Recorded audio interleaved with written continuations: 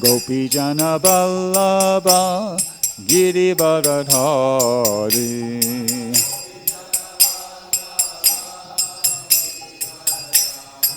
Yasodanandana Vrajajana Ranjana Yasodanandana Vrajajana Ranjana Yamuna Sira Banachari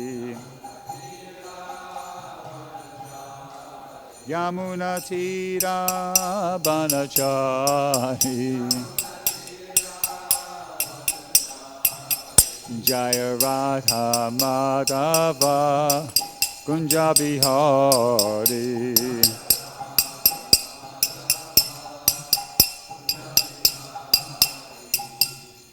Ram Vishnupad Paramahansa Paravadipacharya Ekadasada Shri Srimad His Divine Grace A.C. Bhaktivedanta Swami Srila Prabhupada Ki Jai ISKCON DVD Founder Charya Srila Prabhupada Ki Jai Grantharaj Srimad Bhagavatam Ki Jai Go Premanandi Hari Hari Bo Om Namo Bhagavate Vasudevaya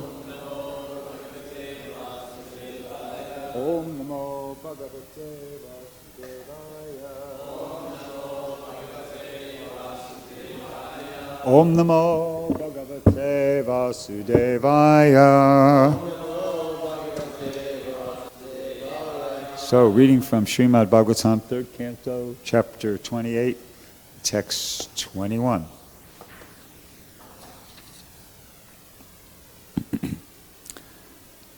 Sañcintayed bhagavataś caraṇa-aravindam Sañcintayed bhagavataś caraṇa-aravindam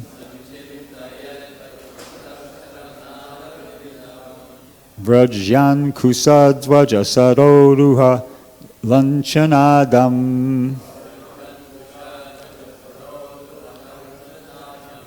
vajrāṅkuśa-dhvaja-saroruha-lāñchanāḍhyam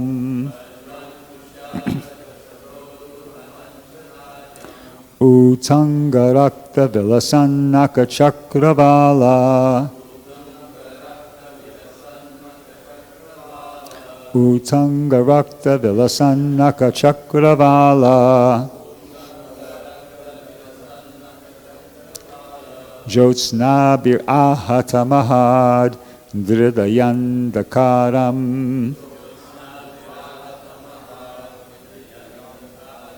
jyotsnābhir āhata-mahad-dhṛdayāndhakāram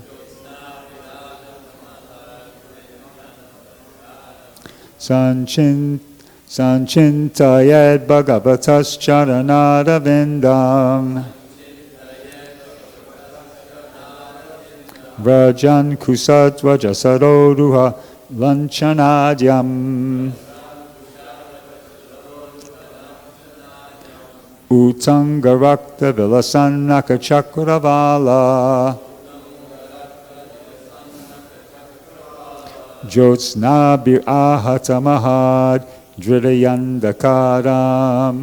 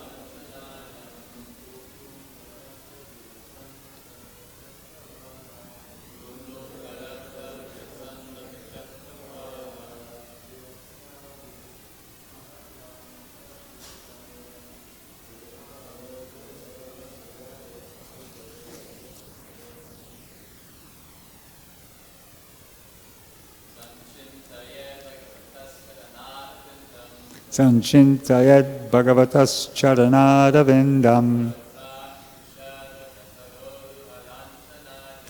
vajrāṅkuśa-dhvaja-saroruha-lāñchanāḍhyam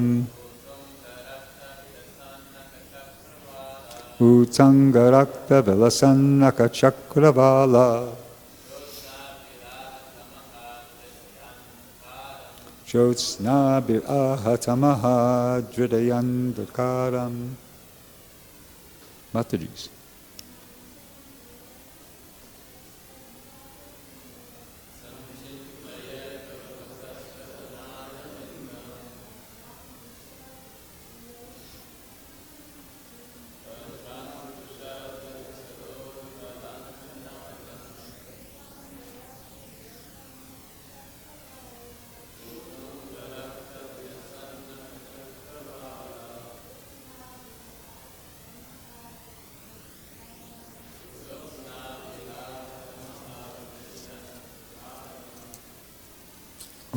Sañcintayed, he should concentrate. Bhagavataḥ, of the Lord. Caraṇa-aravindam, on the lotus feet. Vajra, thunderbolt. Aṅkuśa, goad, which is a ride for driving elephants. Dhvaja, banner. Saroruha, lotus. Lāñchana, marks. Āḍhyam, adorned with. Uttuṅga, prominent. Rakta, red. Vilasat, brilliant. Nakha, nails. Cakravāla, the circle of the moon. Jyotsnābhir, with splendor. Āhata, dispelled. Mahat, thick. Hṛdaya, of the heart. Andhakāram, darkness. Translation and purport by His Divine Grace, A.C. Bhaktivedanta Swami, Srila Prabhupada. The devotee should first concentrate his mind on the Lord's lotus feet, which are adorned with the marks of a thunderbolt, a goad, a banner, and a lotus. The splendor of their beautiful ruby nails resembles the orbit of the moon and dispels the thick gloom of one's heart. Purport. The Mayavadi says that because one is unable to fix his mind on the impersonal existence of the absolute truth, one can imagine any form he likes and fix his mind on that imaginary form. But such a process is not recommended here. Imagination is always imagination and results only in further imagination. A concrete description of the eternal form of the Lord is given here. The Lord's soul is depicted with distinctive lines resembling a thunderbolt, a flag, a lotus flower, and a goad. The luster of his toenails, which are brilliantly prominent, resembles the light of the moon. If a yogi looks upon the marks of the Lord's soul and on the blazing brilliance of his nails, then he can be freed from the darkness of ignorance and material existence. This liberation is not achieved by mental speculation, but by seeing the light emanating from the lustrous toenails of the Lord. In other words, one has to fix his mind first on the lotus feet of the Lord if he wants to be freed from the darkness of ignorance in material existence. Om Aganatamirandasya Jananjana Shalakaya Chakshura Militam Yena Tasmai Shri Gurave Namaha Shri Chaitanya Manobishtam Stapitam Yena Bhutales Vaimupagadabanam Dirati Swaparantikam. So this is not a very long purport, and I'm going to sort of work through this, through the translation of the purport point by point. So the translation starts, the devotee should first concentrate his mind on the Lord's lotus feet.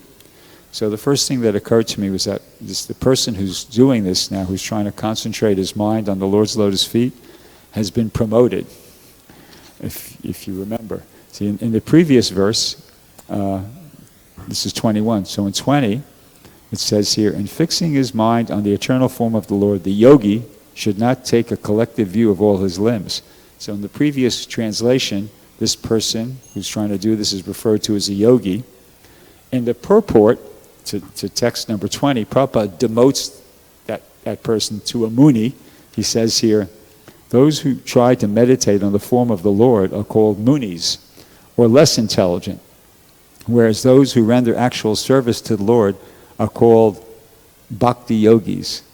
And Prabhupada specifically points out that, he says, the muni means he's very expert in mental speculation or in thinking, feeling and willing. He's not mentioned here as a devotee or a yogi, despite the fact that in the translation, Prabhupada calls him a yogi, but anyway, and the last Sanskrit word is muni, and so Prabhupada picks up on that in his purport. So he gets demoted from a yogi to a muni, but now, in the translation of today's verse, that same person is now promoted to a devotee. The devotee is referred to as a devotee. So the thought that came to my mind is this, that it's talking about how this person's going to, whether you want to call him a muni, a yogi, or a devotee, that this person is going to start meditating on the feet of the Lord and on those distinctive marks, the thunderbolt, the goad, the banner, and the lotus, and on the effulgent toenails.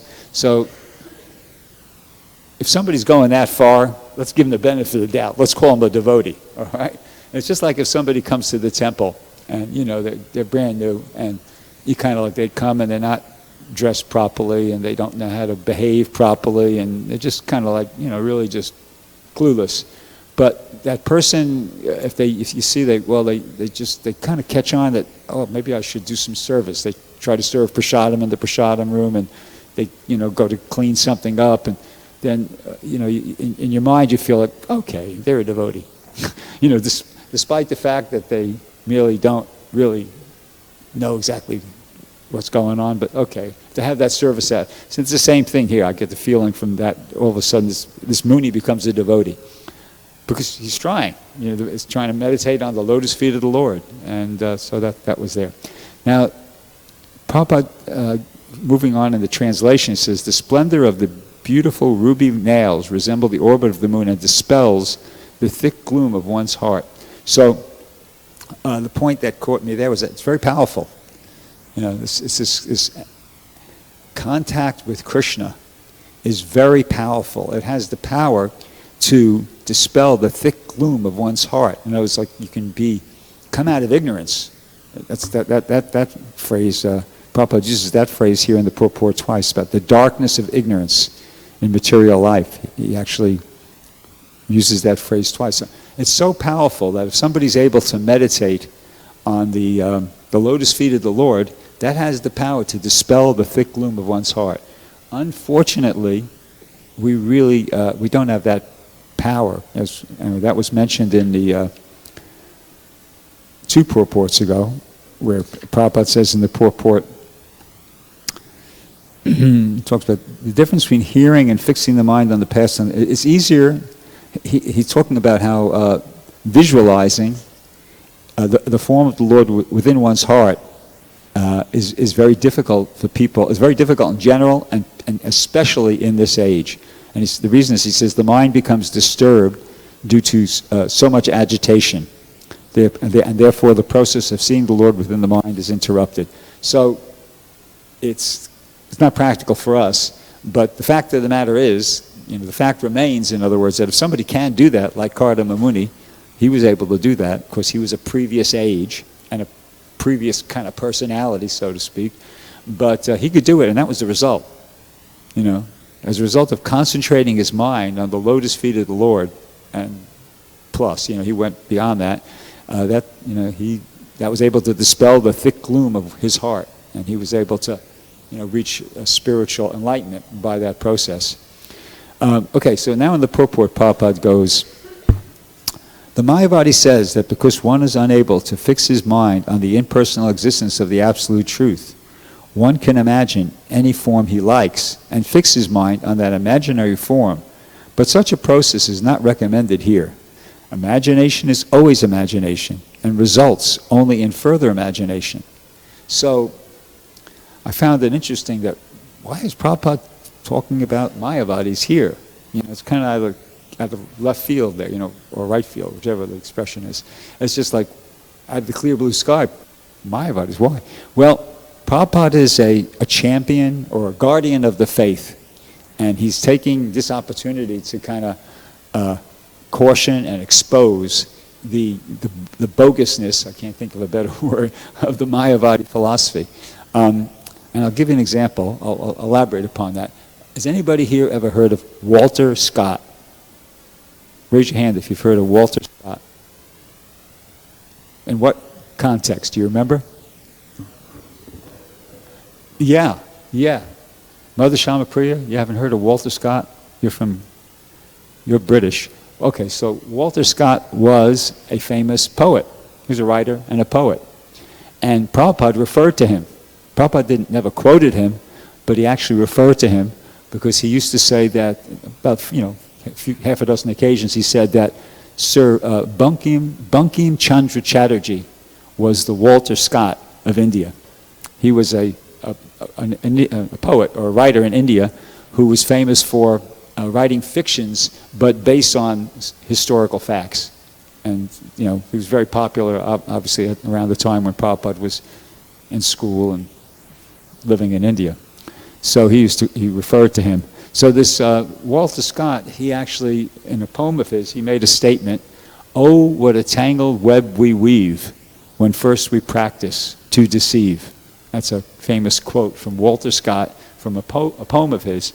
And what that means, practically speaking, I'll read you. It says, when someone starts to lie or deceive, they create a complex and difficult situation for themselves, where each subsequent lie further complicates the issue, like a spider's web that becomes tangled and messy.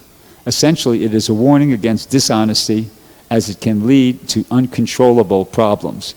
So this Mayavadi philosophy is philosophical dishonesty, and Prabhupada's calling it out. That's he says, imagination is always imagination and results only in further imagination. So it's obviously he's taking this opportunity in the first paragraph is purport to criticize the Mayavadi philosophy, because it's just that. Oh, what a tangled web we weave when first we practice to deceive. You tell a lie, then you got to tell another lie to cover up the first lie, then you got to tell another bunch of lies to cover up the first and the second lie, and then so that's what this Mayavadi philosophy is like. It's bogus, and to maintain their validity of it, which doesn't have any, they got more bogus things. Here, I'll just analyze a little bit for you. Mayavadi said that because one is unable to fix his mind on the impersonal existence of the absolute truth. Well, that's not what we want to do anyway. We don't want to do that in the first place. That's bogus. That's not the goal. You see, so that's bogus. And then, so because first of all, that's bogus. That's not the goal. But in order to do that, which you're not supposed to be doing in the first place, it says you can imagine any form you like and fix your mind on that imaginary form. Double bogus. It's kind of like, first thing is bogus. We're not supposed to try to fix our mind on the impersonal absolute aspect of the supreme like that. And the second suggestion is bogus on top of that. That you're not going to be, and even if you were trying to do that, you couldn't do that just by imagining any form. So it's like bogus on bogus. It's just totally, and then Prabhupada's calling it out. He wants his readers to understand that these guys are out to lunch. Don't pay any attention to them. Okay, now, the next paragraph begins, a concrete description of the eternal form of the Lord is given here. Prabhupada used the word concrete. Why concrete? Why is he referring to the description here as concrete? Okay, well, it's in the Shastra, you see? And statements in the Shastra are ultimately coming from Krishna, through disciplic succession, and Krishna knows everything. You get perfect knowledge from the Shastra. That's the conviction behind the use of that word, that the Shastras give you perfect knowledge because ultimately that knowledge is coming from Krishna via the disciplic succession. See, so that's how it's concrete knowledge. Then it goes on. The Lord's soul is depicted with distinctive lines resembling a thunderbolt, flag, lotus flower, and goad. The luster of his toenails, which are brilliantly prominent, resembles the light of the moon. If a yogi looks upon the marks of the Lord's soul and on the blazing brilliance of his nails, then he can be freed from the darkness of ignorance in material existence. So if you happen to go someplace and you notice that somebody has effulgent toenails, you just happen to be at some temple or something like that, and somebody comes and they have effulgent toenails, well, keep looking, because most likely it's Vishnu. Because I can't think of anybody else who has effulgent toenails. Archie, do you know anybody else? So, but the problem is, most likely you're not going to bump into somebody with effulgent toenails. Not because they're not wearing socks, because it's unique. And the thing is this, well, you could say, well, okay, yeah, maybe we're not going to meet somebody who has effulgent toenails, but we could do like this person here. We could meditate. We could try to meditate or look at this. He says, if the yogi looks on the marks of the Lord's blazing, brilliant toenails, even that will dispel the darkness of material existence. Well, what is that?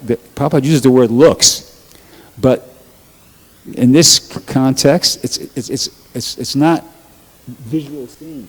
In other words, it's saying if the yogi looks, but we have to understand that at this point, that looking is referring to visualizing. You understand the difference? Like here, right now, I'm looking at this piece of paper. I'm looking at it directly. Now I'm visualizing it. It's a difference. See, so here, this process starts off with visualization. And we've already heard in the previous pulpit, I actually read it, that visualizing the form of the Lord within one's heart is not meant for this age. And Prabhupada says that the mind becomes disturbed and due to so much agitation as soon as we start trying to do that. We're not capable of visualizing. So that's another reason why we're not, we're not going to be able to do it. We're not going to be able to visualize. So are we out of luck? Everybody's following what I'm saying? This verse is saying, if you visualize, the yogi's looking at the marks on the sole of the Lord's lotus feet, and he's visualizing the blazing brilliance of the nails, and that's what frees him from the darkness of ignorance and material existence. But we can't do it. So are we out of luck? What do you think? No.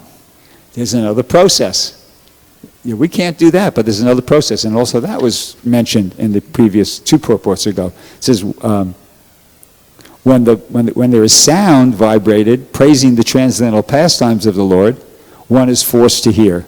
That hearing process enters the mind, and the practice of yoga is automatically performed. And it goes on to say that Lord Chaitanya recommended that one should always engage in chanting and hearing Bhagavad Gita. That's the process recommended. That's how we'll be able to focus on the lotus feet of the Lord. Actually, there is a connection, and that was, ironically enough, that was mentioned yesterday. I think it was in the question and answer section, that there's a connection, a relationship between the lotus feet of the Lord and service. And I think it's in the second canto. Prabhupada says someplace in the second canto that lotus feet indicates service. So, yeah, we can't visualize and eventually meditate or see and trance the lotus feet of the Lord, but we can engage in hearing and chanting.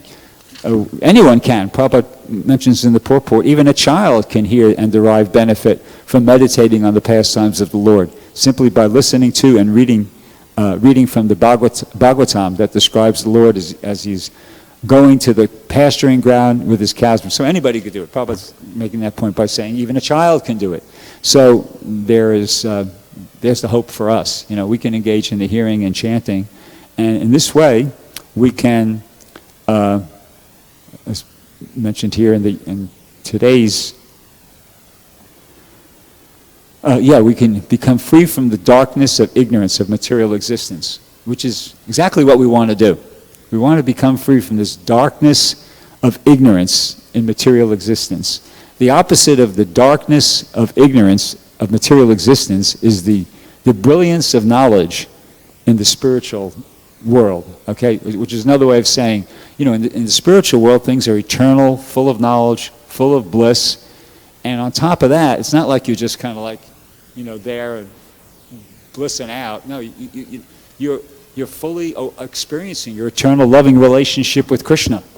See, it's not like just, it's not about us, you know, but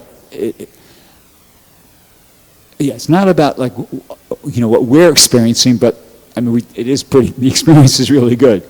There's a verse in the Chaitanya Charitamrita. It goes, Nityasiddha Krishna Prema Sabhu Kabinaya Shravanade Sude Chitta Kore Udaya. That love of Krishna is undoubtedly, it's in the heart. It's established in the heart of every living entity. And it's deep down inside, every soul is a lover of Krishna. Even the souls that are in the bodies of microbic germs or cockroaches or whatever. That deep down inside, every soul is a lover of Krishna. And the verse goes on to say, Shravanade Sude Chitte Kore Udaya, that by the process of hearing and chanting, what we're hearing about here, that's awakened. That's awakened. So, yeah, that's what will do it, according to the Chaitanya Charitamrita, that if we engage in hearing and chanting, avoiding the offenses, then that love for Krishna, which is established in not just in our hearts, but in the heart of every living entity, will be Koriya Udaya. It'll work. It'll be awakened. And we'll be experiencing eternal knowledge and bliss, but you know, in relation to that eternal loving relationship we have with Krishna. And that's what we're, you know, that's what we're after. This same process is, actually it's also referred to in the Bhagavad Gita, the very, you know, probably everybody's familiar with it, in chapter 10. There's those two verses where Krishna actually talks about it himself. He says, out of compassion for them, I who am dwelling within their heart, destroy with the shining lamp of knowledge the darkness born of ignorance. You see, there's that darkness born of ignorance again. And Krishna explains that he will dispel that. For who? Well, that's mentioned in the previous verse. He says, to those who are constantly devoted and worship me with love.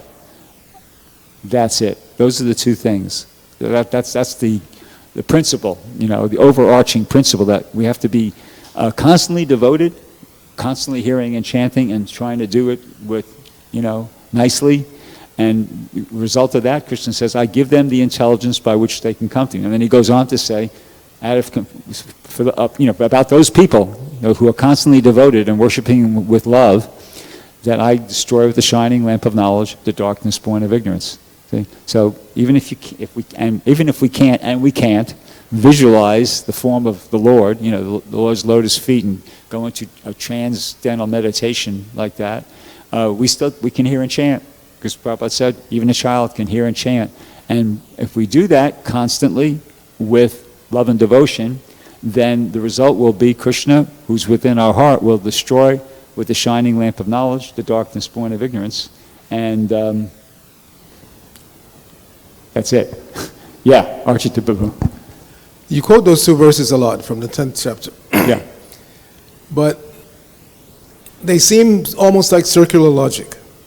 It seems that you're saying the problem that's holding us back from loving Krishna is ignorance. But I have to worship Krishna with love in order for him to remove the ignorance. So it seems kind of circular there. Can you relay that for me? Because I'm having problems with my hearing. And I can't really... relay. What did you say? To those who are constantly devoted and worship me with love. Yeah, got it. Right. So it seems that you have to have love first for the ignorance to be removed. But as you stated from Chaitanya Charitamrita, the ignorance has to be removed first for you to get the love. So it seems like circular logic there.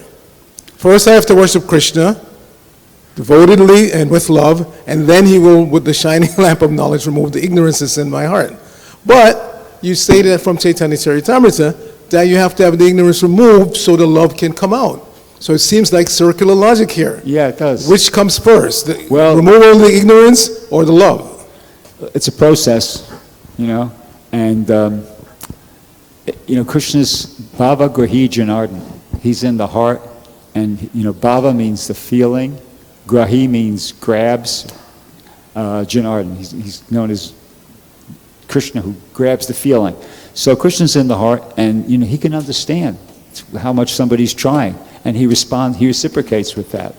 He reciprocates with that. The more somebody's sincerely trying, Krishna will be there. You take one step towards Krishna, he takes 10 steps. Yeah, go ahead. Once when Shrutakirti was with Prabhupada, he was traveling with him, and he was noticing how the devotees cry and fall down when Prabhupada comes anywhere.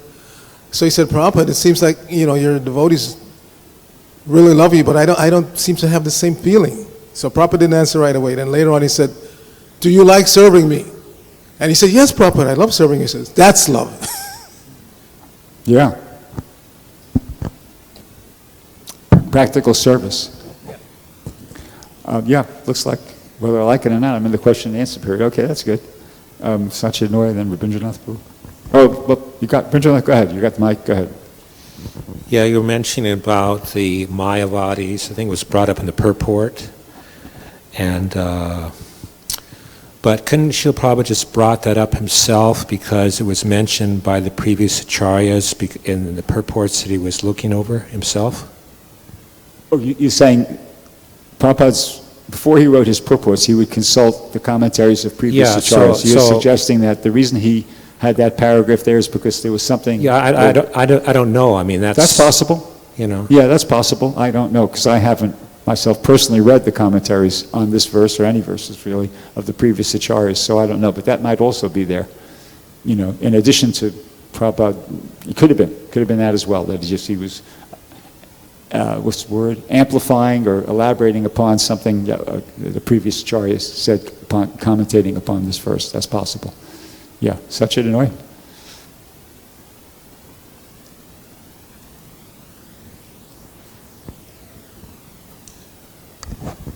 This is in regards to visualization. There was one devotee who lived in this community that for some time, somehow or other, he became blind, and I think you know who he was. So then I will talk to him very often to give me his latest realization after being able to see. And he was telling me, he says, actually, all is about visualization now. Of course, he recollected all the forms, the way the deities look, the devotees' forms. So now his whole meditation was visualization. So due to circumstance, sometimes still visualization can be there. He was saying he was able to do it? He felt he was able to do it because that was the only way to do it. And there is also another little bit aside, all different things that pujaris, when they do their service, the pujaris actually, they see the form of the Lord, they dress the Lord, they feed the Lord, and then they go away, right? Let's say at night, they're not able to see him physically, touching him face to face, but they are recollecting that, they're visualizing that. Yeah. So two good points. So that was Bhakta, what's his name? Karuna-avatar. Yeah, he might have been getting some special mercy there, because he went blind, and maybe Krishna has given him some special mercy by allowing him to visualize. That's possible. And on that second point that you made about the pujaris, I was thinking about that when I was preparing the class. I was thinking, man, if there's anybody though, because Prabhupada's saying, people in Kali Yuga can't visualize the form of the Lord. But I was thinking to myself, but you know what? If there's anybody around that can visualize the form of the Lord, it's got to be the New Dwarka pujaris. I always marvel, when it's greeting the deities, how when they get up there, it's like a little group of them, and they're always kind of going up to each other and going like, oh, look at that, look at that. And, I could see that, wow, they're really absorbed. They're really absorbed in what the deities are looking like. I can't even remember, what color they're wearing, but they're absorbed in every little detail. So I was thinking, if there's anybody who's able to visualize the form of the Lord within their mind like that, and really, to the point where it's actually doing something, it's the New Dwarka pujaris. Yeah, There was one thing that just came up also from the Chaitanya Charitamrita. We have that beautiful pastime of Pradyumna Brahmachari, Nrsimha Brahmachari, who visualized the whole traveling of Lord Chaitanya Mahaprabhu. So in Kali Yuga, you say no one can do that, but actually he did. Generally. He was a super advanced devotee. Yeah. You know? Yeah, Mata.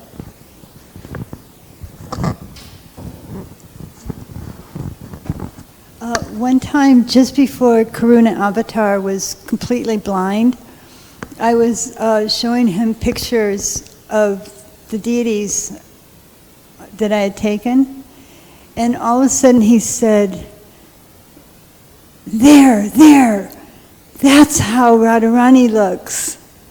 And I said, well, what do you mean? How do you know? And he said, oh, I had this dream. And this was very real to him. I don't want to minimize it. It was a real dream. He said that he saw Radharani and Chandravali. They were racing through the sky in their chariots. And within a moment, Radharani had reached to Krishna, and Chandravali was way back here. And I said, you actually saw that? And he said, yes, I saw it. He was so excited, and he was practically blind. So, Special mercy from Krishna. Anybody else, anything? Okay, thank you very much. Control Srimad Bhagavatam ki jai, Srila Prabhupada ki jai. Sorry. We have a couple extras. Krishna.